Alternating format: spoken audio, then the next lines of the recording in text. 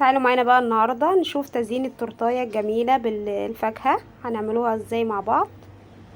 طبعا زي ما انتم شايفين معانا الكيكه الاسفنجيه اهيت. طبعا هنقطعوها لأربعة.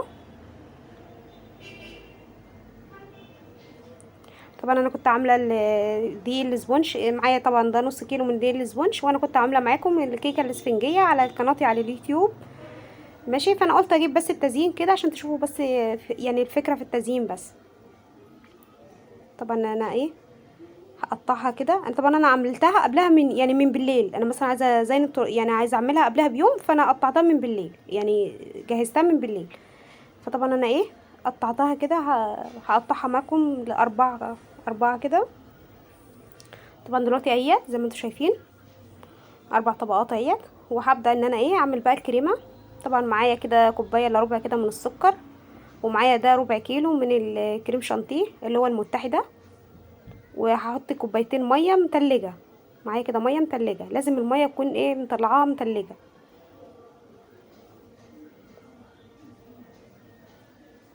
ماشي. طبعا انا هقلب بقى السكر الاول، ادوب السكر كده مع الميه قبل ما انزل بالكريمه عليه.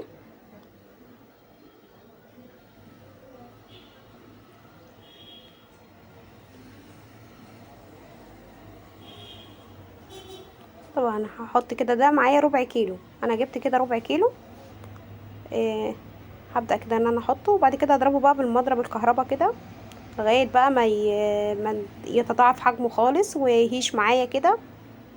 طبعا ربع كيلو ما شاء الله بيغطي له التورتايه وبيزيد كمان، يعني ما شاء الله. بصوا زي ما انتم شايفينه ما شاء الله. فضلت اضرب فيه بالمضرب لغايه ما وصل كده. طبعا معايا بقى التورتايه اهيت، حطيتها على القاعده بتاعتها كده.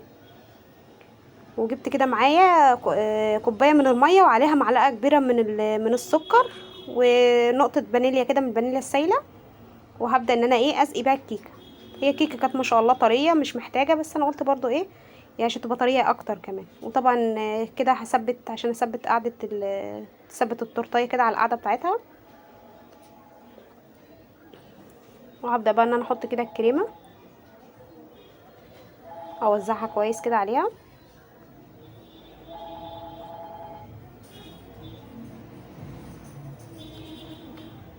يعني هبقى شغاله كل الطبقات كده.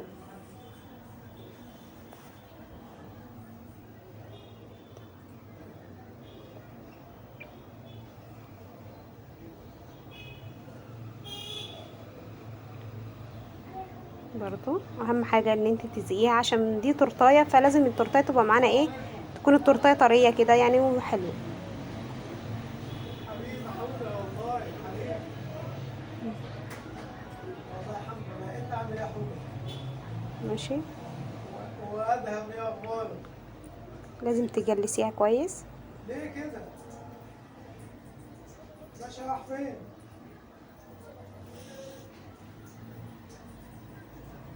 اه طبعا ده اخر حاجه خلاص.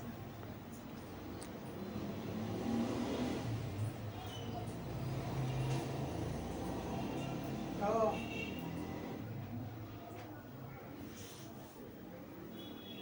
الله المستعان، مش جاي لك تاني يعني؟ اهم حاجه ان انت اه تبداي ان انت تظبطيها كويس. اه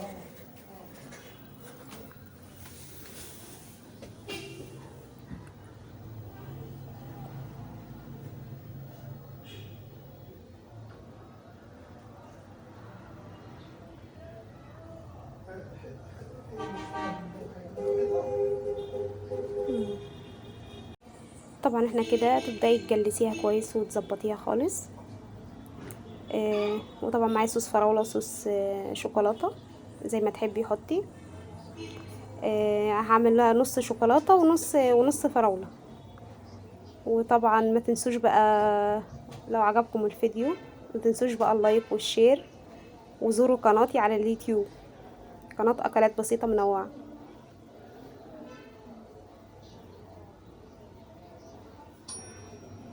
طبعا هعمل كده روزيتات صغيره كده من الكريم شانتيه كده.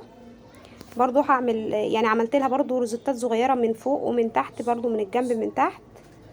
وطبعا معايا كده من الفاكهة، معايا من الفراولة، ومعايا من التفاح الاخضر والاحمر، ومعايا كده من المانجا، ومعايا برضو كيوي.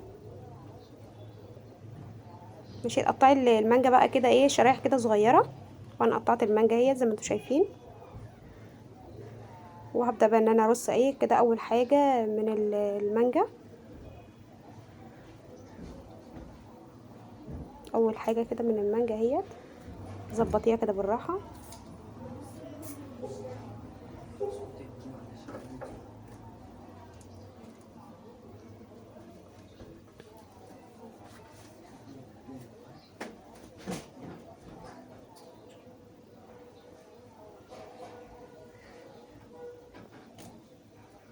طبعا كده الفراوله اهيت زي ما انتم شايفين.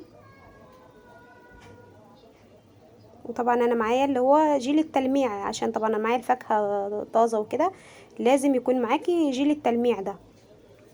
يعني هو سعره حلو برضو، بس لازم معاكي للفاكهه، عشان خاطر طبعا الفاكهه لو سبتيها كده بتسود معاكي، فلازم تحطي لها تلمعيها كده ده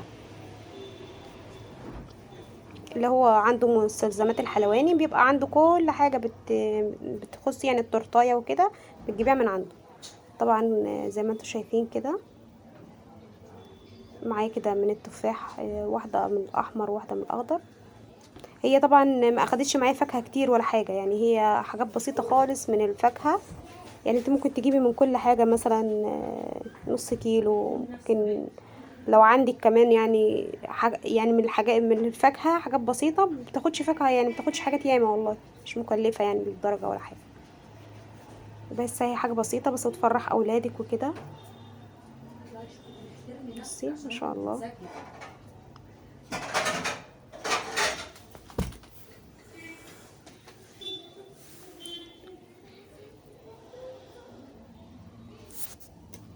طبعا معايا برضو هجيب كده خله من اللي هي خله، اروح عاملاها زي الورده كده. اعملي تقطيعه بقى زي ما تحبي، ظبطيها كده.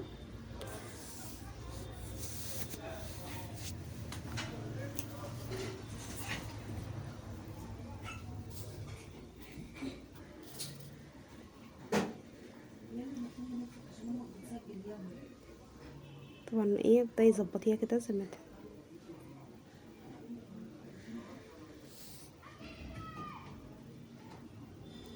طبعا كده معايا اهو جيل التلميع اهوت، وهبدا ان انا المع كده الفاكهه بتاعتي زي ما قلت لكم.